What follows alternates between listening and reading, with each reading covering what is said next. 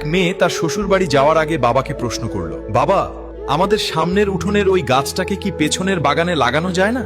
তখন মেয়েটির বাবা তাকে উত্তর দিয়ে বলল, ওই গাছটা হলো 4 বছরের পুরনো একটা গাছ, এটা এখন অন্য কোথাও লাগানো একদমই সম্ভব না।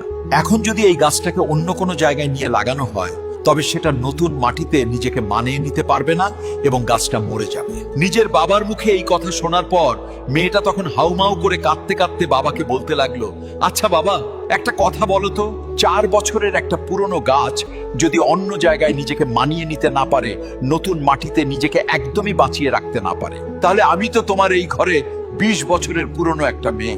আমি তো কোনো সামান্য একটা গাছ নই বাবা, আমি তো তোমারই মেয়ে।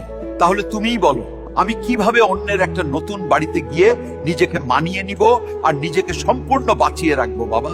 মেয়ের মুখে এমন একটা কথা শোনার পর তার পরিবারের সবাই যেন একদম অবাক হয়ে গেল, আর তার বাবা অঝরে হাউমাউ করে কাঁদতে লাগলো। আসলে আমরা ছেলেরা মেয়েদের জীবনটাকে যতটা বেশি সহজ বলে মনে করি, তাদের জীবনটা কিন্তু ততটাও বেশি সহজ নয়, অনেক কঠিন। তাই আমি এই পৃথিবীর প্রত্যেকটা ছেলেকে বলবো, আপনারা সবাই দয়া করে মেয়েদেরকে মন থেকে সম্মান করতে শিখুন এবং তাদের ভালোবাসুন।